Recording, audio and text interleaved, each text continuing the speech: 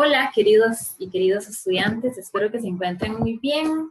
Este video se los voy a grabar para que les funcione de insumo para la articulación del examen que ustedes tienen que elaborar ya en estos días, que ya está disponible, que ya pueden descargar, que se pueden sentar a hacer. Entonces, espero que realmente les sea de muchísima utilidad, que sea muy valioso para cada uno de ustedes. Quisiera hacer primero un paréntesis para comentarles que el primer ordinario que hicieron realmente en términos generales está bien, la gran mayoría logró articular las respuestas de una muy buena forma. Algunos elementos a tomar en consideración para que puedan mejorar para este segundo ordinario que deberían de tomar en cuenta. Todas las preguntas tienen una rúbrica, ¿cierto? La gran mayoría de ustedes fue punto por punto respondiendo la rúbrica. Eso es lo que deben de hacer. Sin embargo, algunas realizaron una muy buena respuesta, pero me dejaron puntos de las rúbricas por fuera. Entonces, lamentablemente a ese ítem yo no le puedo poner calificación, ¿verdad? Entonces ya solamente por dejar un conceptito por fuera, o alguna relación que tuvieran que hacer que estaba designada en la rúbrica con cierta cantidad de puntos, ya ahí están perdiendo de 4 a 5 puntos, ¿sí? A pesar de que el resto de la respuesta incluso pudiese haber sido una respuesta realmente muy buena, ¿sí? Entonces, para que tengan eso en consideración, tienen que responder a la pregunta generadora que se le instruye en el examen, pero también ir acatando cada punto de la rúbrica en la articulación de esa respuesta. Eso es fundamental para poder ganarse la totalidad de los puntos. No dejen espacios por fuera, ¿ok?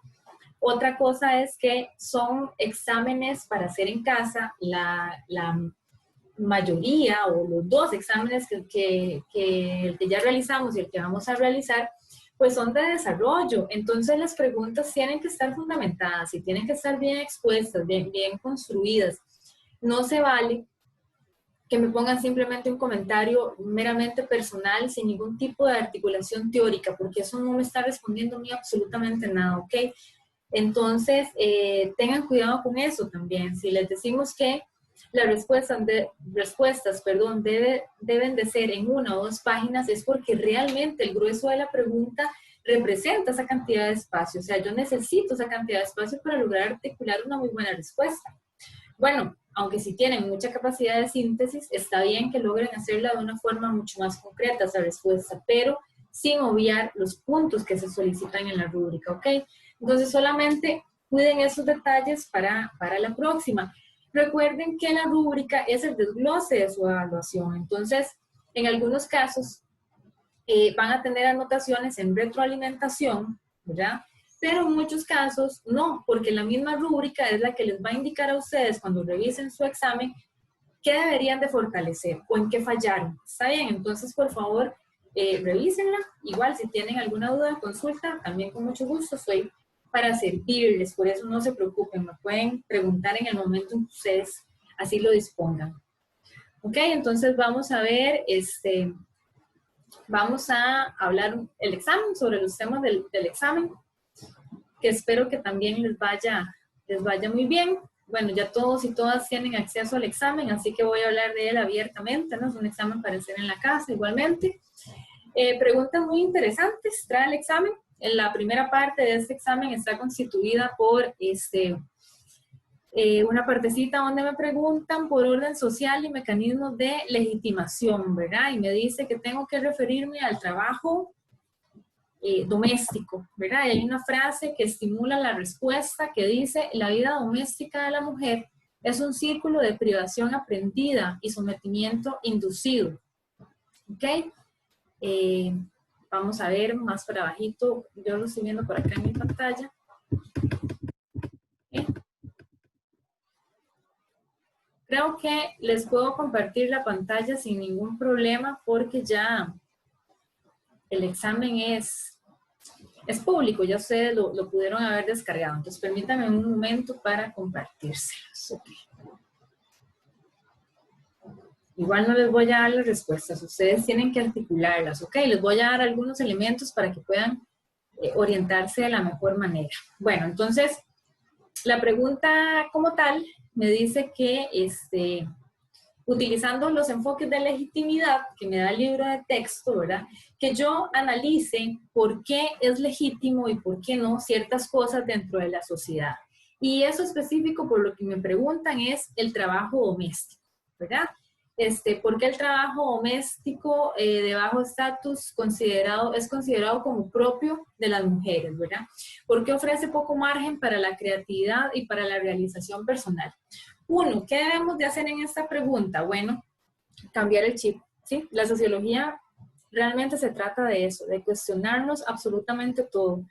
Y a veces a nosotros o fuimos creados, nos criaron de una forma tal en la que se nos normaliza el trabajo doméstico como algo que realmente solamente deberíamos de hacer las mujeres. Entonces, tal vez algunos de ustedes, incluyéndome a mí, tuvimos una crianza en la que mamá, papá nos decía que los chicos no podían estar en la cocina, solamente las mujeres. Muchas de ustedes, compañeras, tal vez pasaron por el hecho de que mamá les hizo servirle la comida a un hermano por el simple hecho de ustedes ser mujeres y él ser varón. Y bueno, entonces crecemos y creemos que eso es algo que solamente le compete a las mujeres. Y los chicos, ¿verdad? Los hombres, de pronto por un tema de comodidad, van considerando que esos criterios son válidos y que son ciertos, ¿no? Entonces comienzan a reproducir también un montón de roles de género en el que hacen que sus propias madres, sus hermanas, sus parejas, sus hijas, sean una especie de servidura, ¿verdad? Entonces muchas veces papá o el hombre, los hombres de nuestro núcleo familiar llegan del trabajo y las mujeres debemos de estar dispuestas a servirles, a cuidarles, a plancharles, lavarles la ropa, todo este tipo de cosas. Bueno, entonces uno, cambiar el chip y romper con ese criterio, ¿cierto? Yo necesito como hombre y como mujer cuestionarme por qué yo considero que eso está bien, ¿cierto? Resulta que no está bien, resulta que históricamente hay una división social del trabajo y una división social también entre los géneros que le ha delegado a la mujer el cuidado y el trabajo doméstico de una forma no remunerada, ¿sí? Entonces, básicamente el trabajo doméstico en realidad es un trabajo explotado, ¿sí? Si bien no hay una relación obrero-patronal, ¿cierto? Sí hay un nivel de explotación porque la familia, al ser la base de la sociedad, está reproduciendo la vida y esa vida que luego va a salir al mundo exterior va a ser mano de obra del sistema capitalista, ¿cierto? Entonces yo en el ámbito doméstico como familia estoy reproduciendo recurso humano que luego el sistema le va a favorecer para seguir desarrollándose. Pero resulta que sistemáticamente las familias asumen esa responsabilidad de forma privada. Los costos de reproducción de la vida que se hacen por medio de la familia y del trabajo doméstico son privados, ¿ok? Entonces el sistema económico se ahorra un montón de dinero manteniendo esta realidad tal cual, ¿ok? Manteniéndola en el ámbito privado. Entonces hay niveles de explotación, porque primero a las mujeres no se les reconoce ese tipo de labores, ¿no? Segundo, muchas de las que estamos insertas ya en el mercado laboral con remuneración económica tenemos doble jornada laboral porque tenemos luego que regresar a nuestros hogares y seguir trabajando, ¿cierto? Sobre todo también las mujeres que son madres, ¿verdad? No solamente el trabajo en la oficina o donde quiera, en la empresa, o donde quiera que trabajen, el trabajo en la casa y el trabajo con los hijos. Y a veces algún hombre que por alguna extraña razón, entonces también hay que ayudarle a sobrevivir, ¿cierto? Porque socialmente no lo dotaron de herramientas para que desarrollara su propia vida como un ser humano independiente. Eso también hay que cuestionarse. Y obvio, algunos de los hombres pues no nos va a gustar, ¿verdad? Que digamos ese tipo de cosas. Pero chicos, si ustedes están escuchando eso y tienen que responder a esa pregunta, por favor, colóquense en un plano objetivo y traten de criticar sus propios privilegios, ¿sí? Y darle respuesta a esta pregunta de la mejor manera posible, rompiendo con un montón justamente de mecanismos de legitimación que nos han hecho creer que esta división social del trabajo es correcta, ¿ok? Entonces, paso número 2.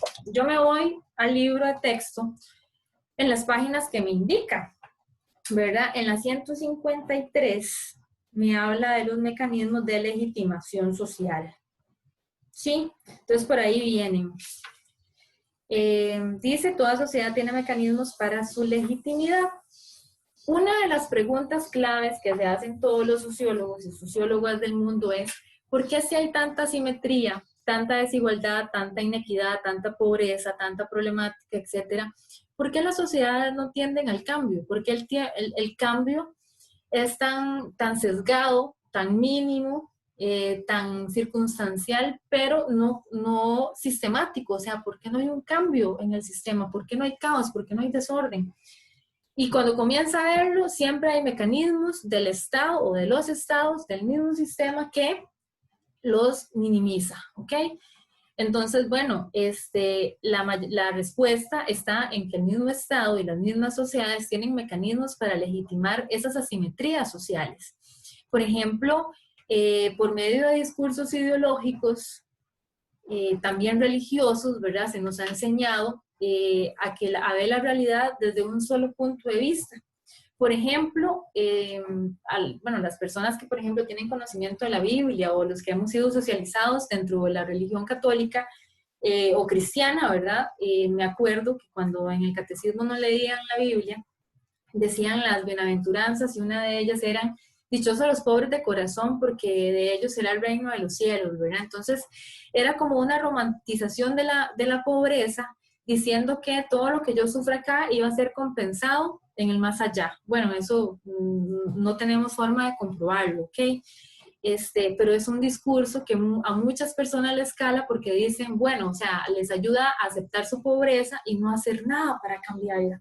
Les ayuda a aceptar su desgracia económica como si fuera un destino manifiesto, o sea, como si yo estuviese predeterminado a sufrir en este mundo, ¿sí? Y no me doy cuenta de que lo que está sucediendo es que yo nací en una clase desfavorecida económicamente, nací en la clase desposeída de los medios de producción y que por tanto no tienen nada más que hacer más que vender su fuerza de trabajo, muchas veces en trabajos que son esclavos o trabajos mal pagados, trabajos precarizados, etcétera. Entonces, ¿qué mecanismos de legitimidad hacen que yo como persona asuma que el trabajo doméstico solamente le corresponde a las mujeres? Por ejemplo, en la página 154 aparece el mecanismo de socialización, ¿verdad? Que es la forma mediante la cual las personas aprendemos normas y valores para vivir en sociedad.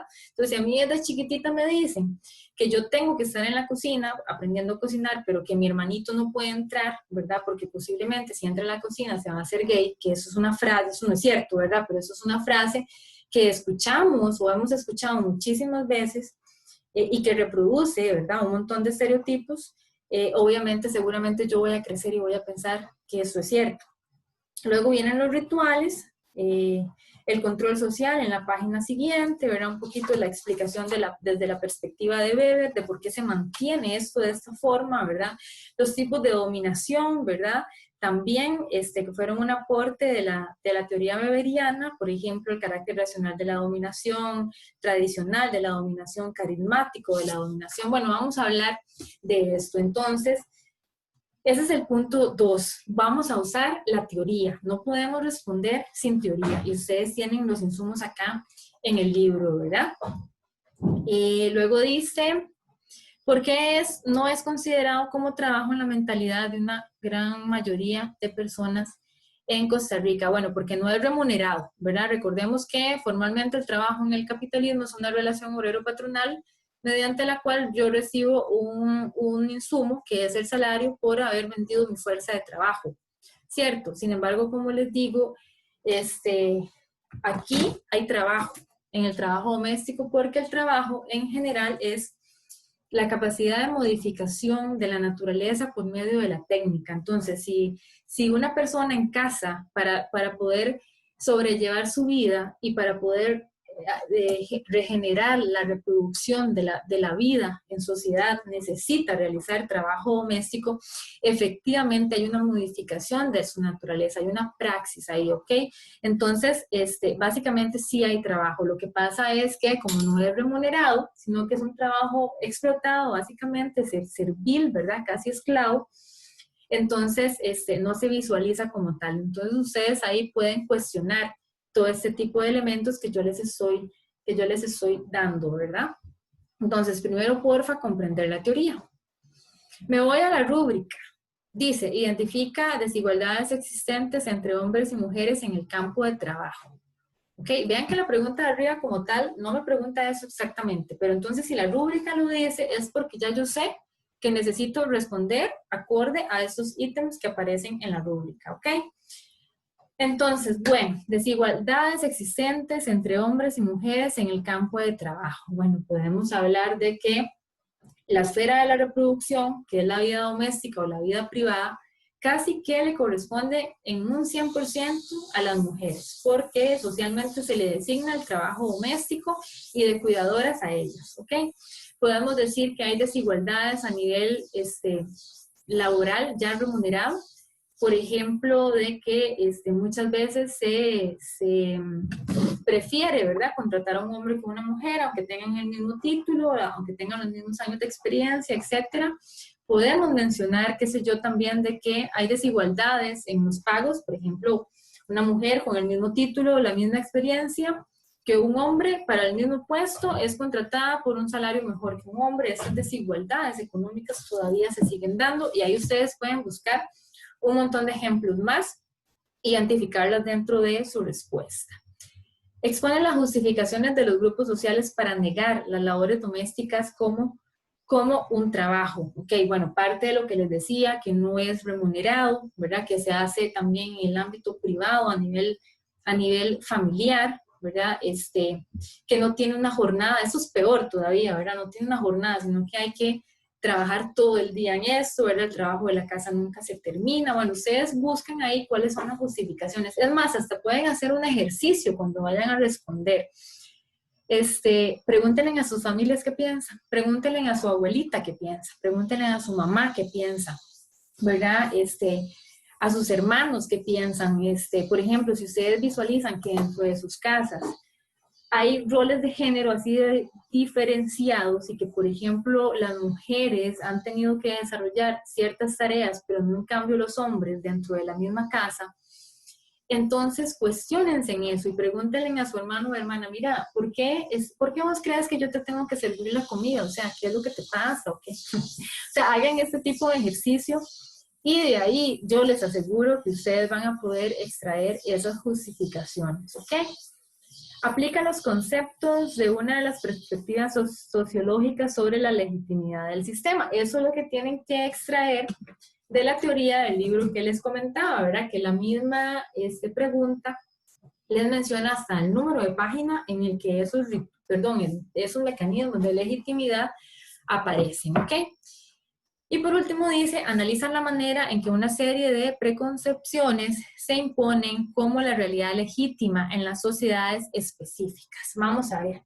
Aquí lo que pasa es que cuando llevamos un montón de años pensando lo mismo y donde hemos aprendido a naturalizar o a volver como normales ciertas cosas que han sido transmitidas culturalmente sin cuestionárnoslo, nosotros comenzamos a creer que esta es la realidad y que por tanto así debería de ser siempre y que por tanto no debería de modificarse, ¿verdad?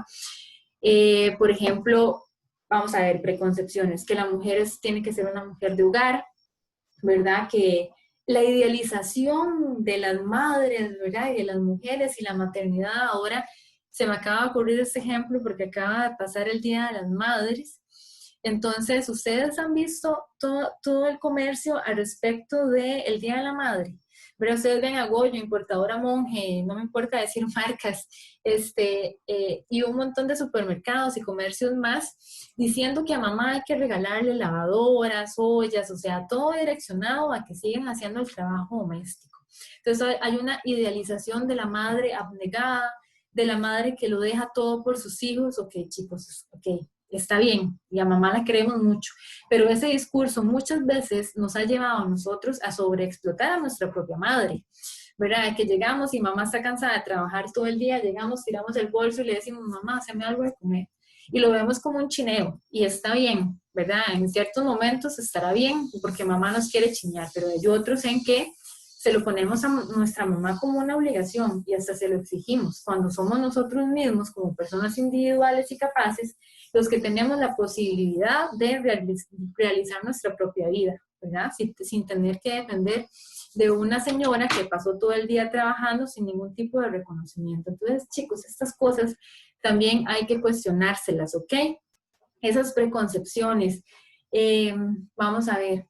De la mamá que es multifuncional, ¿verdad? Ustedes ven los anuncios, por ejemplo, de los jabones o los detergentes, de los desinfectantes, ¿verdad?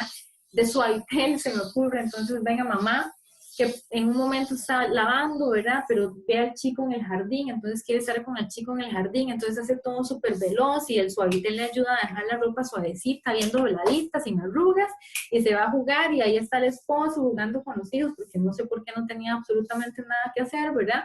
Y de repente todos son felices después de que mamá lo hizo absolutamente todo sola, ¿verdad? Entonces, esos anuncios, esos comerciales, los mismos establecimientos, o sea, lo que hacen es reproducir cierta ideología que lo que hace es legitimar la desigualdad que sufrimos las mujeres en sociedad y que sufrimos también dentro de los ámbitos privados de nuestros propios hogares, ¿verdad? Donde se nos imponen las tareas domésticas solamente a nosotras. Ahora, la frasecita generadora de la pregunta decía que también es inducido, incluso es aceptado. Ustedes verán a muchas mujeres también pueden hacer el ejercicio de consultar o de analizar cómo funciona mamá, cómo funciona mi abuelita, cómo funciona mi tía, ¿verdad?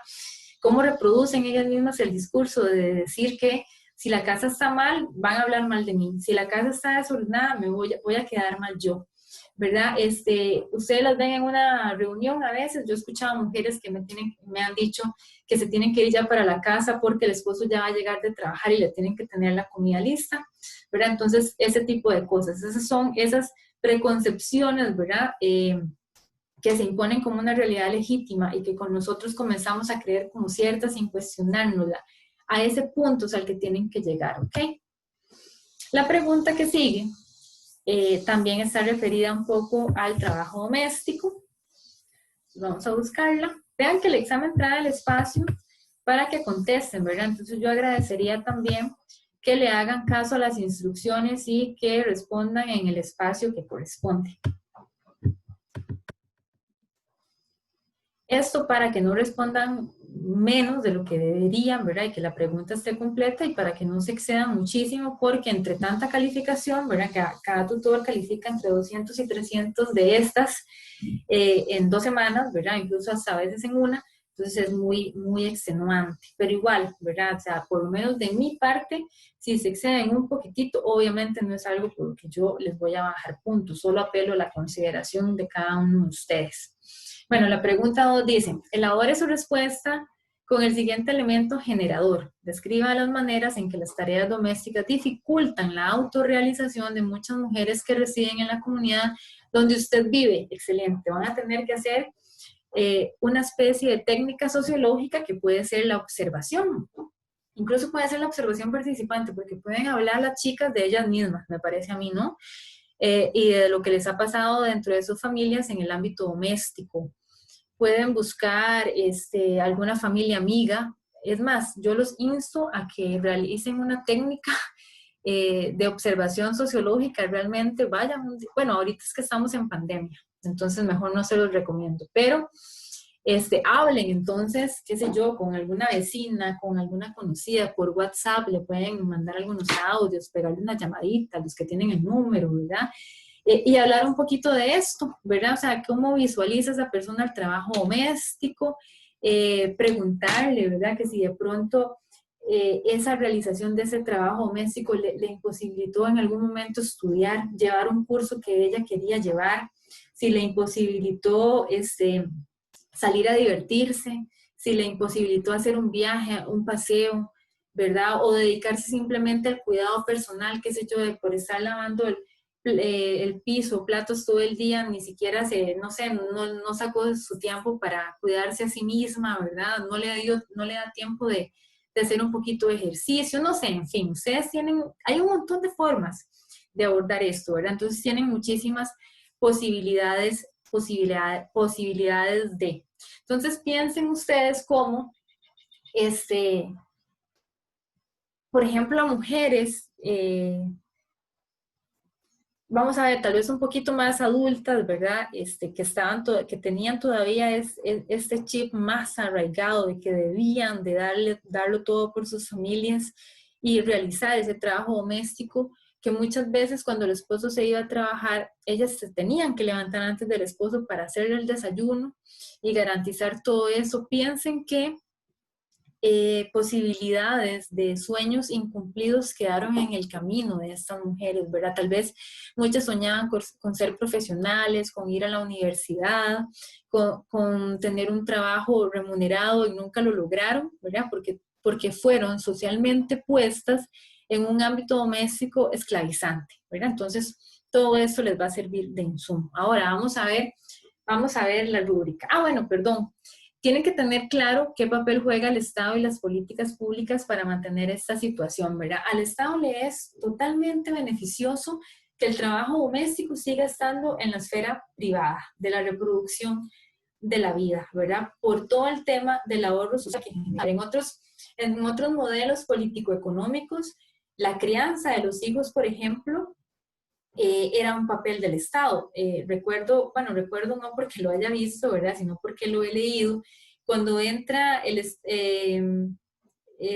sistema socialista, ¿verdad? Cuando existió la URSS en los primeros años, claramente antes de la dictadura stalinista, ¿verdad? Bueno, sí, antes de lo que se conoce ya más ideológicamente, sino en los primeros momentos de la revolución, el Estado comienza a asumir la crianza, un papel, ¿verdad?, preponderante en la crianza de las personas menores de edad, que fue un salto, ¿verdad?, cualitativo importantísimo, que es algo que los estados actualmente dentro del capitalismo no hacen, sino que a usted le corresponde individualmente la crianza de sus hijos sí o sí, ¿verdad? Y el Estado tiene tal vez solamente el rol de, por medio de ciertas políticas públicas, la creación de leyes, la creación del PANI, por ejemplo, la creación del Fondo Especial para la Niñez y la Adolescencia.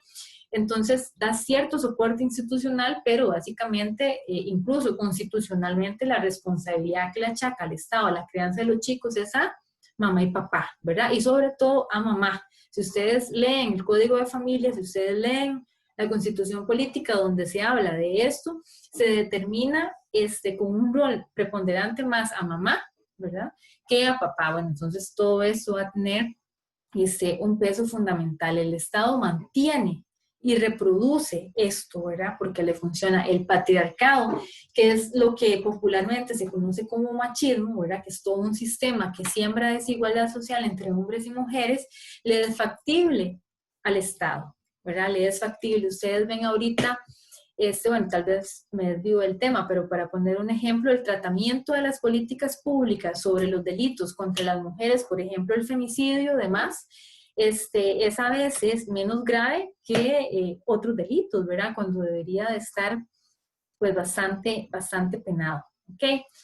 Vamos a ver la rúbrica. Dice, describe las maneras en que organizan las familias el trabajo remunerado y el trabajo doméstico. Entonces, qué sé yo, ahí ustedes en la comunidad hacen el ejercicio de escoger cierto núcleo familiar, ¿verdad?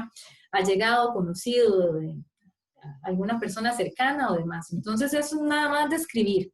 ¿Cómo se organizan? ¿Qué quiere decir eso? Bueno, resulta que yo escogí una familia que tiene 3 miembros y es mamá, una hija y un hijo, ¿cierto?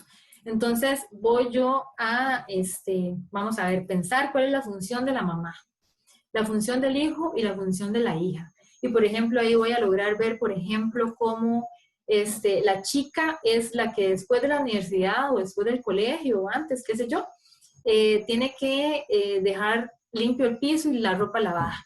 Pero su hermano no tiene que hacer ese tipo de cosas. A su hermano se le dice tal vez si acaso que ponga su plato en el fregadero para luego alguien más lavárselo, ¿verdad? Qué sé yo, identificar ese tipo de roles. Entonces ustedes lo describen ahí en su respuesta.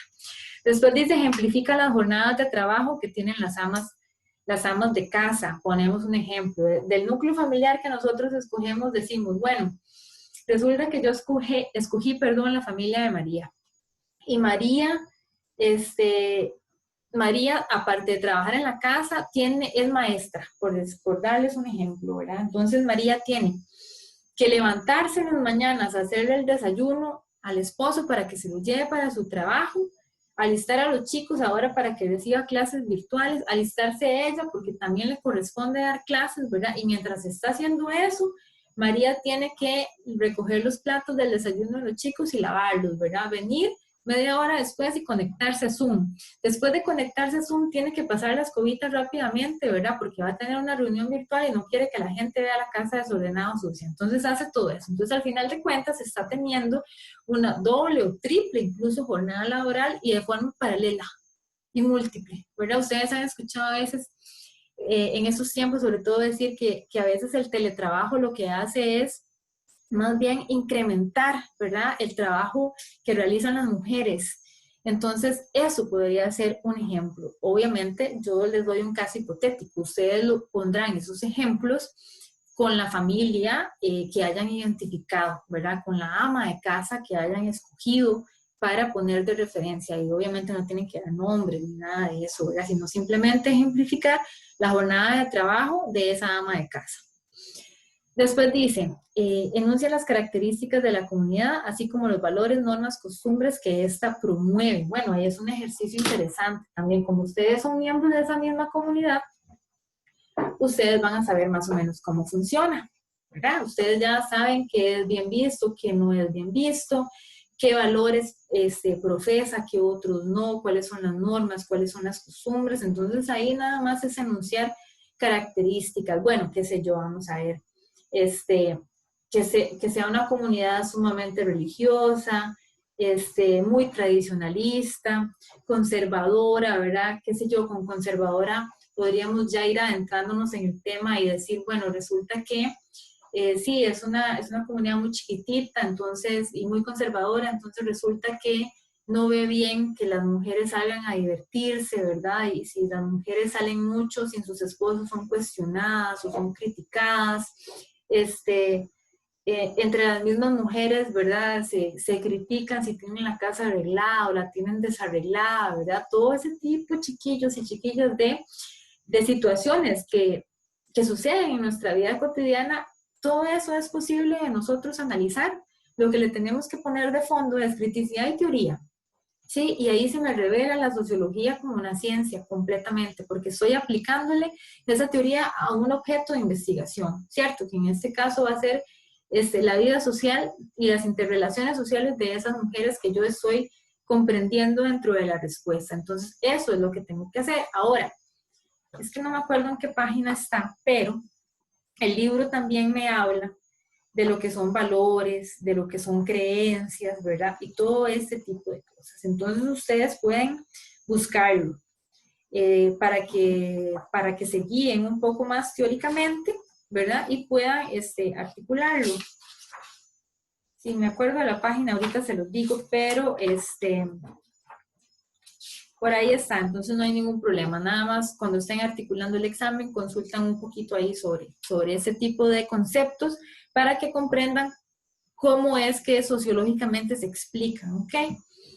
Después dice, hace referencia al papel del Estado y las políticas públicas en la reproducción de esta realidad. Bueno, entonces, cuestionar un poco el rol del Estado, cómo ayuda a legitimar, ¿verdad? Como el trabajo doméstico como una cuestión privada y por tanto, al no reconocérsele socialmente, es un trabajo, incluso no considerado trabajo, es no remunerado, ¿verdad? Aparte de eso es explotado y aparte de eso es romantizado, ¿verdad? Como que más bien idealizamos, ¿verdad? Esa abnegación de las mujeres de tener doble jornada laboral y cuidar a los chicos y todo esto, ¿verdad? Cuando realmente deberíamos más bien de criticar esta realidad. Y de las políticas públicas en la reproducción de esta realidad. Vamos a ver cuántas campañas o programas sociales ha dirigido el Estado y el INAMU, por ejemplo, ¿verdad? Que a veces queda un poco en el olvido, pero es por culpa de la misma sociedad. Ha dirigido a crear conciencia del por qué los hombres tienen la misma responsabilidad que las mujeres dentro de su núcleo familiar en el caso de las labores domésticas. ¿Cuántas? ¿Verdad? Si se ponen a pensar, yo no he visto ninguna, no he visto ningún medio reproducir ninguna campaña que el Estado haya creado al respecto de eso, ¿verdad? No hay ninguna política pública. Realmente las políticas públicas que dicen protección a la familia, habla también de protección a la madre y el padre. O sea, ya de por sí, jurídicamente y socialmente lo estamos dando como un proveedor meramente y no como alguien que tiene responsabilidad dentro de su núcleo familiar. Más allá de traer alimento, también de dar amor y de agarrar el palopiés un ratico y ponerse a limpiar, ¿verdad? Entonces, ese tipo de cosas vamos a hacer referencia ahí. ¿Cuál es el papel del Estado? El Estado mantiene, chicos, como base legítima el patriarcado. El Estado le funciona que haya división entre hombres y mujeres, ¿verdad? Para mantener el orden social establecido como está.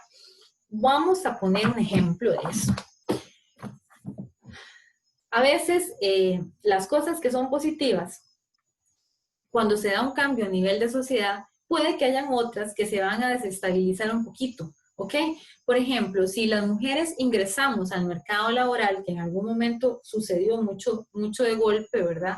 Después de la industrialización y todo eso, hay un gran paso de muchas mujeres al mercado laboral y resulta entonces que hay una alteración del núcleo familiar.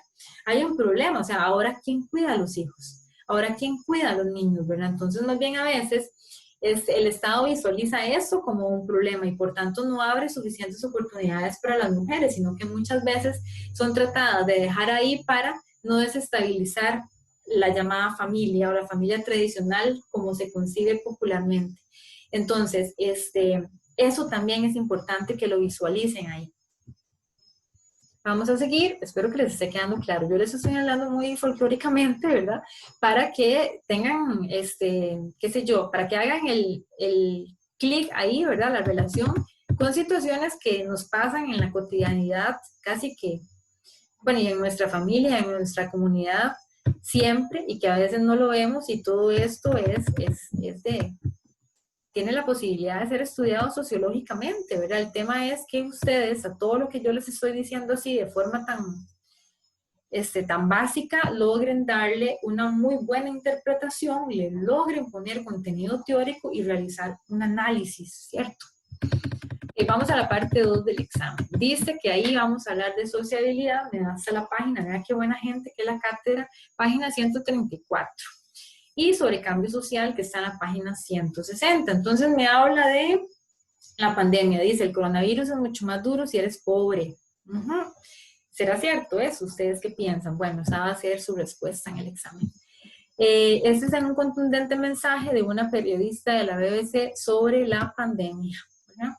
Luego, el mismo examen les da insumos. Ustedes se van a leer todo eso que yo estoy pasando por ahí, ¿verdad? Para que se formen un criterio y un contextual, ¿verdad? Lo que está pasando, cuál es la dinámica, qué tiene que ver la pobreza, la desigualdad, ¿verdad? Con la pandemia, por qué afecta más a unos que a otros. Y luego viene la pregunta. Eso no lo voy a leer, eso lo leerán ustedes en su debido tiempo. Dice, pregunta 3, elabore su respuesta con los siguientes elementos generadores, bueno, los anteriores, ¿verdad? Ahora dice, utilizando al menos 2 corrientes sociológicas de sociología latinoamericana, detalla al menos 2 ejemplos, dice, de las brechas sociales entre clases sociales en América Latina, ¿ok? Entonces me voy al libro, si no me lo he leído, a leerlo primeramente, ¿verdad? El apartado de Sociología Latinoamericana a partir de la página 97, ¿ok? Entonces ahí me habla de varias corrientes que buscan explicar el porqué de la desigualdad, ¿sí? El porqué de la desigualdad, el porqué de la pobreza y el porqué de la existencia de clases sociales en América Latina. Ustedes escojan la que ustedes quieran, ¿verdad? Está, por ejemplo, la corriente modernista, en la 103, la corriente estructuralista, en la 105, la sociología crítica latinoamericana, en la 109, que esa tiene varias aristas, podrían considerarlas también, ¿verdad? Cada una, la teoría de la independencia, la posición reformista, la sociología crítica, bueno, en fin, ustedes buscan ahí cuáles son las corrientes, escogen 2 con las que ustedes se sientan más a gusto y desarrollan la explicación. Cosas que tengo que saber según la rúbrica antes de responder, ¿ok?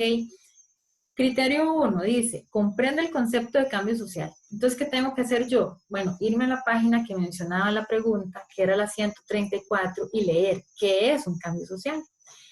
Y entonces yo lo puedo tener por ahí escrito, ¿verdad? Comprende el concepto de sociabilidad. Punto 2, busco el concepto de sociabilidad, que también me lo dio la misma pregunta, y lo voy a tener que poner por ahí.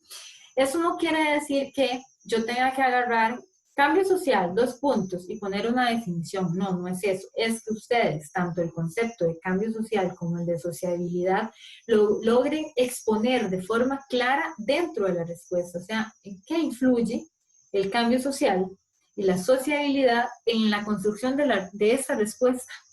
¿Cierto? Entonces, tienen que tener presente que estos 2 conceptos tienen que estar ubicados dentro de la respuesta. Listo.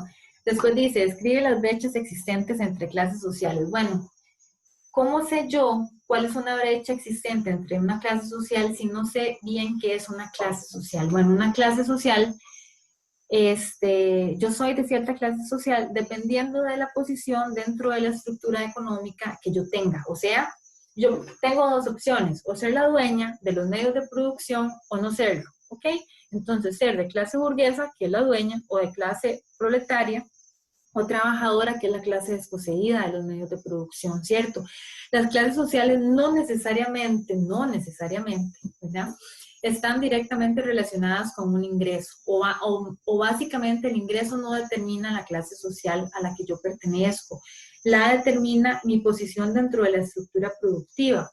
¿Por qué? Les voy a poner el mismo ejemplo que pongo todos los cuatrimestres, que yo sé que ya debería cambiarlo, pero se me ocurre que es como interesante.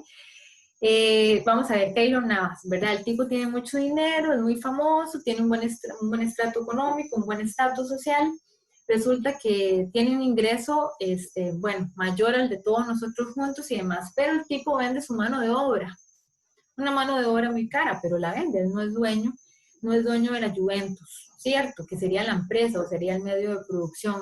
Entonces, bueno, a no ser de que él invierta su ingreso en la adquisición de medios de producción propios para luego generar sus propios ingresos, él sigue siendo de clase trabajadora, aunque gane mucho dinero, obviamente de la aristocracia, de la clase trabajadora y demás. Ahora, una persona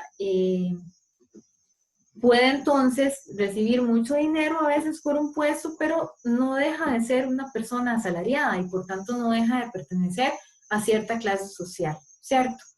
Igualmente, vamos a ver, si yo nazco en una familia millonaria y resulta que yo administro las empresas opulentas de mi papá, por ir 2 veces a la oficina, posiblemente no esté trabajando, ¿verdad? Realmente, sino que simplemente esté administrando una herencia. Entonces, a eso también es un ejemplo de cómo no necesariamente ese ingreso está determinando mi clase social, ¿verdad? Sino que lo garantiza o lo determina el acceso o no a los medios de producción. Ahora sí, entonces voy a pensar, sabiendo esto, ¿verdad? ¿Cuáles son las brechas existentes? ¿Qué es lo que pasa? ¿Cierto? Me leo entonces el capítulo de Sociología Latinoamericana para entender eso. ¿Cuál es esa brecha? ¿Cierto? Si yo tengo acceso a los medios de producción, voy a tener mayor ingreso. Y si voy a tener mayor ingreso, voy a tener mayor posibilidades. ¿Cierto? Es más fácil para una persona que lo tiene todo en la vida, pues lograr otras cosas, que para una persona pobre empezar desde cero, articular algún capital o alguna vida un poco más digna, ¿no? Es mucho más complicado. Entonces, no vamos a caer en un tema de que es un tema de actitud, de que es un tema de meritocracia, de que cualquiera puede salir adelante, chicos y chicas, porque eso no es cierto, ¿sí? Las condiciones materiales de existencia determinan nuestra vida.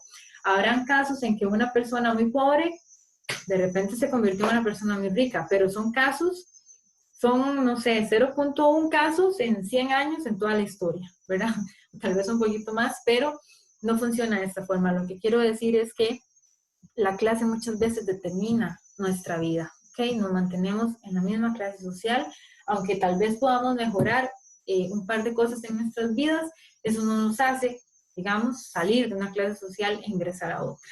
Voy a hablar de esas brechas. El libro me habla de esas brechas, ¿ok? Voy a buscar en el libro, voy a responder.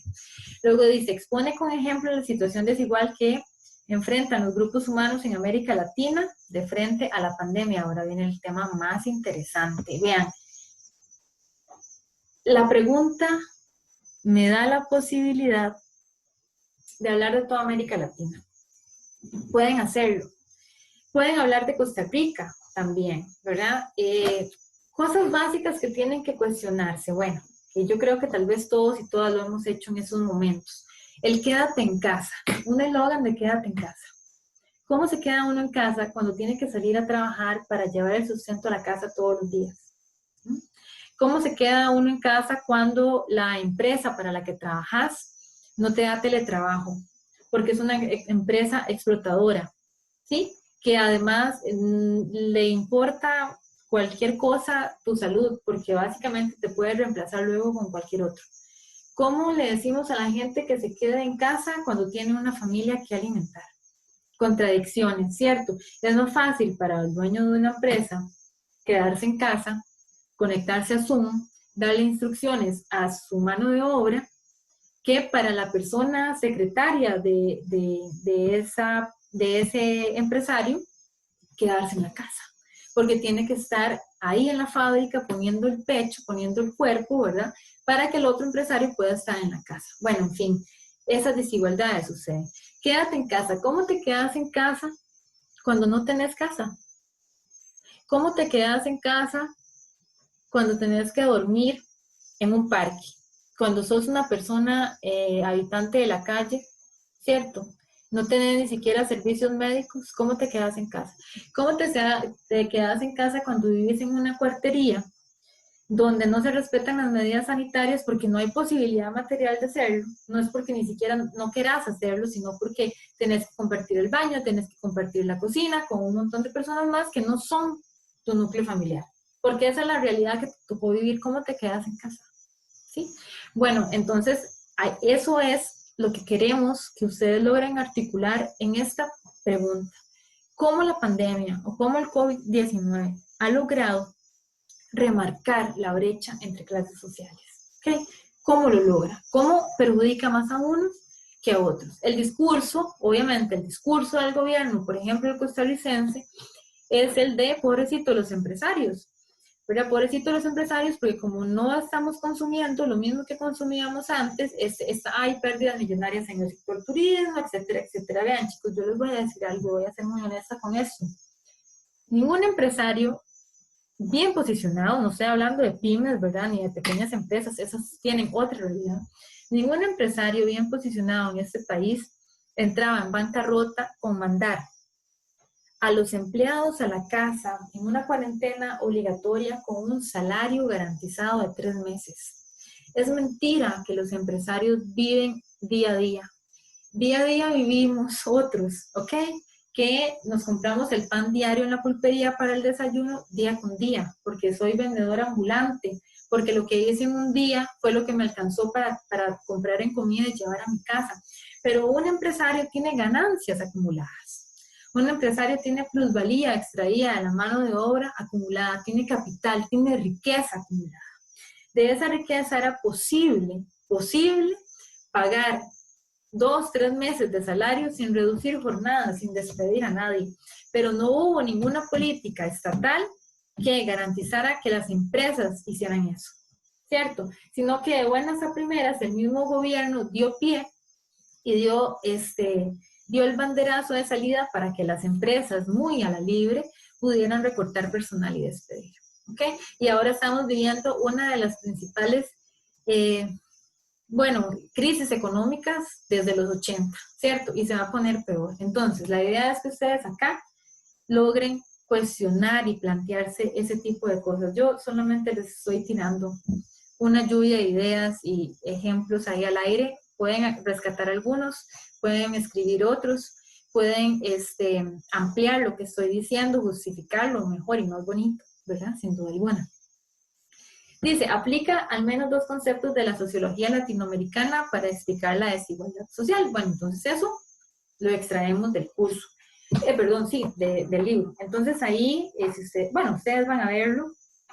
me va a hablar de marginalidad, por ejemplo, ¿verdad? Me va a hablar de dualismo estructural, de crisis oligárquica, en fin, no los saturo con eso porque, obviamente, si una pregunta la tengo que sacar de un capítulo, y pues me tengo que leer el capítulo entero. Entonces, cuando ustedes lo lean con detalle, van a ir marcando y encontrando los conceptos que queremos que pongan ahí en el punto 3.5, ¿ok?